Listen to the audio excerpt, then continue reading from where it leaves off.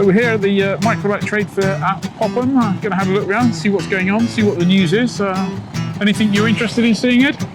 Be interested to see what the developments are, obviously with the upcoming 600 kilogram Microlight changes.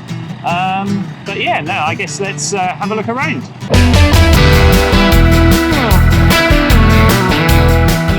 So it's been a year of COVID restricted activity, but that's hopefully behind us. What's the future looking like for Microlight flying? Well, that's easy, Ed. Just look behind us. This is the big thing in microlighting this year.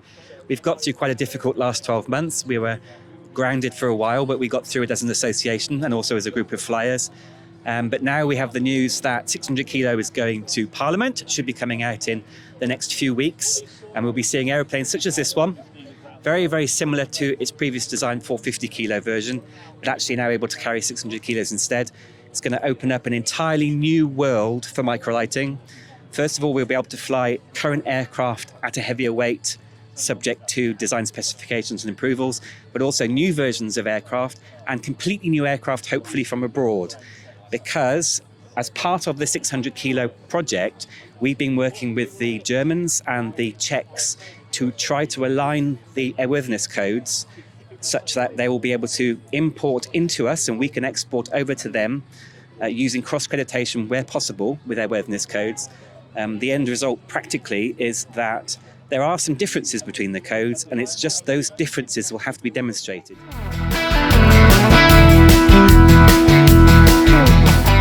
Hi, I'm here with Sergey Grachov from Pipistrel, who's in the UK with the Alpha Electro. How's it all going? How much interest is there? Everybody is quite excited about it. And yes, you said Alpha Electro, that's right. What you see in front of you is actually a type certified Velis Electro. So Alpha will be a Microlight and Velis will be type certified. There is an Alpha Electro. There is an Alpha Electro, but it's not this, and I just got it wrong. That's okay. Just a little. A little bit wrong. Okay, well, wrong is binary, isn't it? Wrong, or, right or wrong. So just talk us through the technology and the performance, if you would. Yes, so what you see here is that's all it takes for the motor. Wow. The motor is an equivalent of roughly 75 horsepower. You wouldn't believe in that size, but it is. Then the big space taken here is the pump, which rotates the coolant around the batteries because it's a liquid-cooled batteries. Then the rest of the space left here and behind are batteries. Okay. And it gives us 1 hour flight. At rapid charge from 3-phase, it gives us 1 hour charge. So it's 1 hour for 1 hour. Okay. Yes, it's a circuit trainer. It's for the schools mostly rather than for private pilots. Not a cruiser yet due to endurance and lack of infrastructure. But we're working on it. And does it charge by the batteries coming out, or do you plug the airplane in? No, on the design stage, there was an idea that it will be plug-and-play batteries, but then it was written off for now for this safety reasons. If somebody drops the lithium-ion battery on the floor with plug-and-playing it, that could be potentially more hassle than just have a fixed battery and recharge it. Now, batteries are fixed. There's one charging point on this side. The plug goes in. I will bring the charge in a minute to see it, and that's that. Okay, and so you get about an hour in terms of performance in the circuit. What kind of, or even outside of the circuit for a local flight, what speed does it cruise at to get you that hour endurance? I think the cruise speed on this one will be about 80 knots, and the rest of flying and performance, you won't see any difference. You pull the full throttle, yes, you get the full, very fast discharge on full throttle. Your only difference of flying, it will be a shallower climb somewhat. Because what you want to do, you want to be 300 feet off the ground and start reducing that throttle. Where in petrol driven, you just go, 1,000 feet and then maybe then. And then it's exactly the same thing. So you fly at your 80 knots and you land it like a normal aircraft. And is there any kind of regenerative power as you're coming back down? Does it work that way? And that was the second decision not to do. Okay. Too complicated in certification. Yes, on research and development stage, plug and play batteries and regenerating glide energy back to the batteries.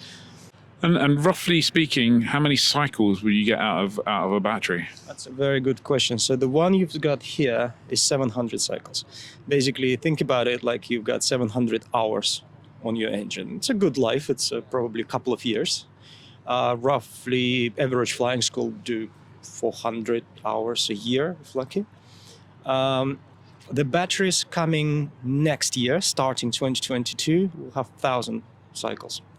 And then it will develop further, and we think it will develop rather fast, like looking at the automobile industry. The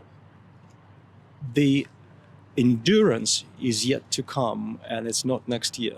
No. It's a different thing. So I think the first news will be the exponential growth of the charging cycles, and only then the endurance. So, inevitable question, I guess. If you've got 700 to 1,000 charging cycles from next year, and that's kind of the equivalent, that you then need to replace your batteries, how much? £15,000 per the entire pack.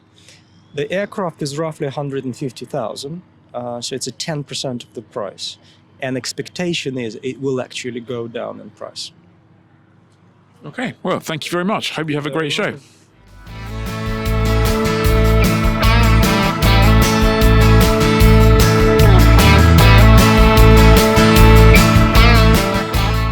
We're here with Roger Cornwall of Ascent Industries. Roger, good to see you at Popham. Tell us a bit about the Sportstar SLM. Well, it's almost approved under the 600 kilos category. It's an EASA aircraft, essentially. We've got the short wing version for the UK, which is similar to same as the Eurostar wingspan, but it's really the easiest way to describe it. It's the bigger brother of a Eurostar. So it does everything a Eurostar does, plus a little bit. But of course, you can do that at 600 kilos. You've got 25 kilos baggage, you've got 120 litres of fuel, and you can take 2 big passengers. So it's much more usable. But it's performance very similar to Sportstar. A little bit further ground roll, not a lot. 20 meters perhaps, still landing around about sort of 45 knots. So it's a very usable aircraft, nice wide.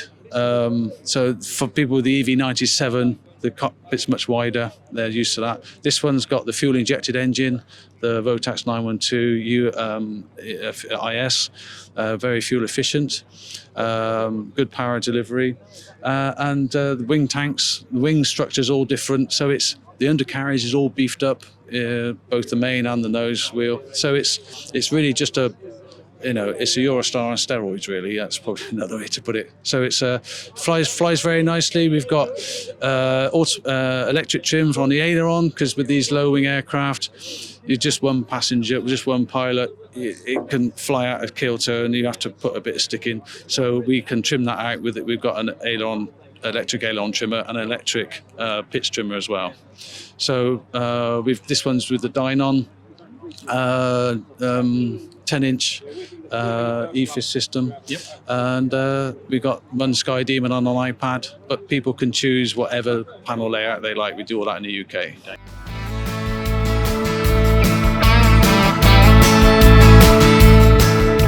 So I'm here with Steve Boxall of Magnu Gyro. Steve, you've got the first UK M24 with the Rotax 915. Can you tell us more about that aeroplane? Sure. So we've actually sold 5 of these in the UK now. Yeah. So it's been a real success story for us. The 915 engine is worked really well for our customers as well. So the things we like about it, well, it's smoother. So it's because it's fuel injected, the actual power delivery is very smooth. We've got a nice linear power delivery as well, unlike with the Rotax 914. And it's giving us fantastic performance. So typically 2 up on one of these, we're seeing climb performance that's equivalent to or better than we see when we're solo with the 914 engine. So typical sort of climb rate's not unusual to see 1,000 feet per minute. Yep. When we're 2 up in this aircraft, which for a gyroplane is pretty good going. Cruise speeds are broadly similar. Yep. But at a fast cruise, we're operating at lower engine RPM, and so it makes the whole experience a bit smoother and more chilled out. Yep. And it's just a nice engine to operate. We've had nothing in the way of problems with them, and it's worked really well for us. Fantastic. So, and in terms of lead time and cost at the moment, if someone was to want one of these? Sure. Okay. So, an aircraft in the UK, ready to fly with a permit, with all the bits on that you want, like a radio and transponder and all those good things, around about 130,000 with the VAT. obviously we can go upwards from there when we start talking about adding in twin screen dynons and that sort of thing, which of course we can do if people want that. So lead times at the moment, we're probably looking about 3 months to get one from the factory, and probably a few weeks after arrival in the UK to sort out the paperwork and get your UK permit to fly. Fantastic. So yeah, we can get you up and running ready for next season. Great. Well, thanks for that, Steve. Have a good show. No problem. Thank you very much indeed. Nice seeing you.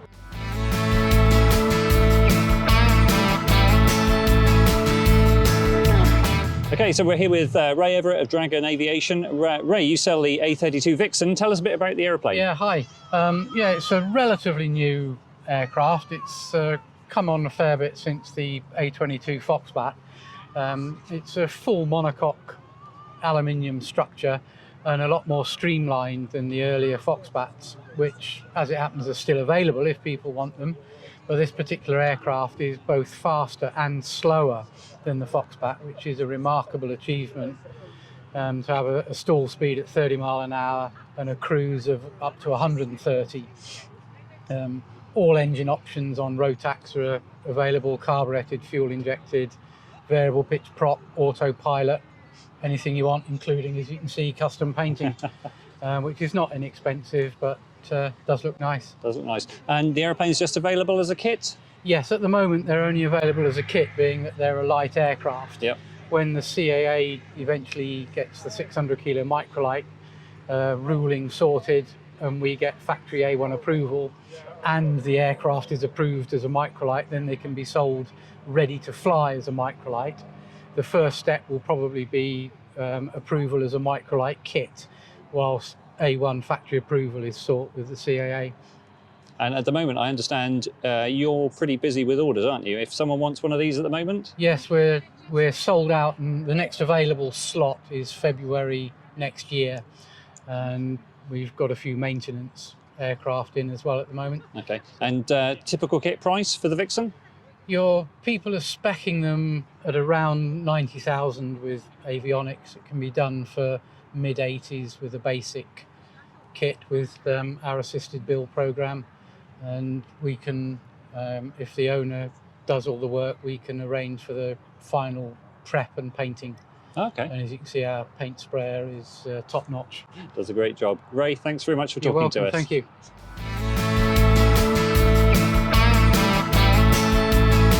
So I'm here with Paul Dewhouse. Paul, hi. We're obviously standing here with a 600 kilogram Skyranger Ninja. Tell me a little bit about the aeroplane.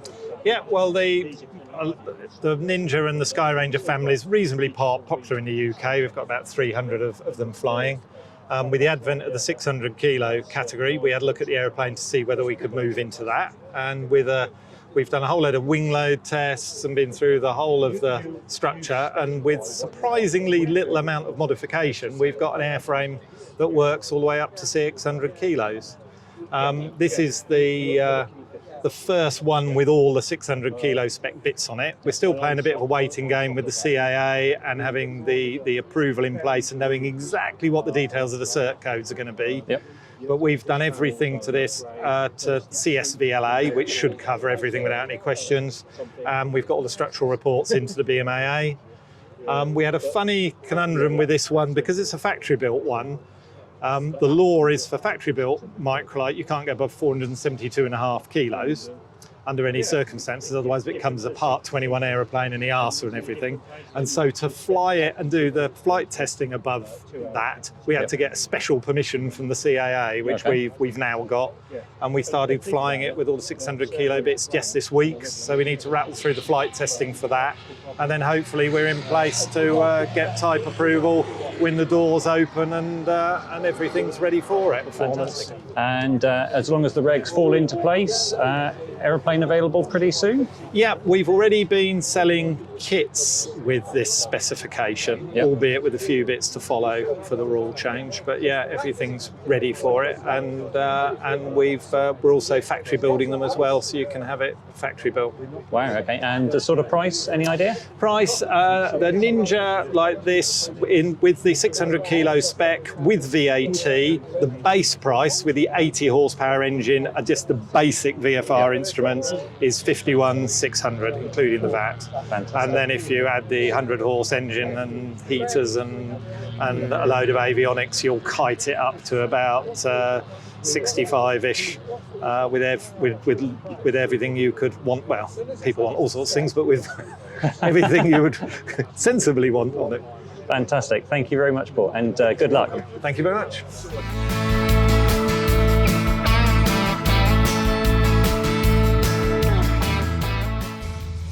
So that's Popham then. What do you reckon?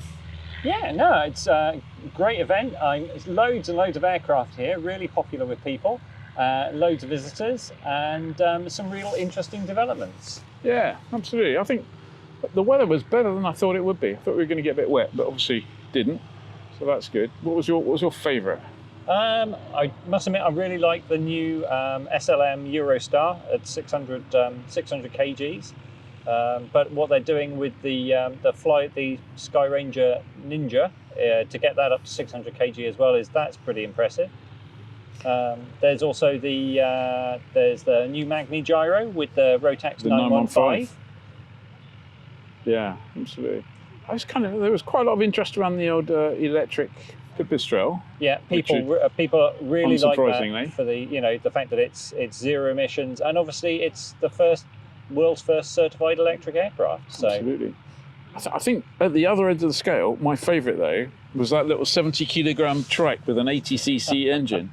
I mean, I can't fly a weight shift Microlight, but I'm kind of almost tempted to go and get myself 3 or 4 hours and give it a go and see how hard it is. It's listening to some of the stories around that aeroplane. Paul was talking about the fact that someone bought one of those as an entry point to flying, and actually it turned into a whole journey for that buyer where they worked their way up through their licenses and ended up with a fixed wing Microlight. So I guess I could do the journey the other way. Not that it'd be my exit point, hopefully. I know, but loads of really good stuff. So yeah. And it's great to see after the restrictions and problems of the last 12-18 months. It's nice to see a return to some normality. I think the whole 600-kilogram Microlight stuff has got the opportunity to really boost the whole sector. And we were talking earlier to the BMAA, and I think one of the most exciting things that kind of almost passed under the radar is the whole 600-kilogram, 45-knot stall speed, single-seat stuff that's coming as well. So there may well be a route to market in the UK for things like the Panther, the RV3. Not that anyone's going to build RV3s anymore, but of the RV. I'd love to see a Panther built under the BMAA. I think that would be fantastic. And I know the BMAA, talking to Rob Moore, he's really quite enthusiastic about that kind of stuff. So yeah, I think to my mind, every single strip, every hangar should have a single seater that's shared between all of the other people in there, just as their fun aeroplane. Yeah. The single seater that's ideal. Most people don't. Clearly, you could fly to Australia in one if you really wanted to, but most people just want to go flying locally. That's it. And that would be just a really nice way of getting some fun back into a lot of flying. Yeah. Bring it on, the single seater. That's it. Well, bring it on 600 kgs. Yeah, so, absolutely. I think the next few months are going to be really exciting for GA in the UK. Yeah, I think a lot of stuff's going to happen. Yeah. Good, excellent. Right, well, we'll see you at the LAA rally, I guess. Yeah, LAA rally, come and say hi. We'll be there. We've got a stand. We'll be there all 3 days. And we'll even have freebies, plus we'll have a little TV studio, or a YouTube studio. So come and get interviewed or something. If you've got something interesting to say, come and tell us. Maybe we'll even do Fantasy Hangar Live. What controversy could that possibly cause with everyone around? Brilliant. Okay, see ya. Oh, don't forget, like, subscribe and comment.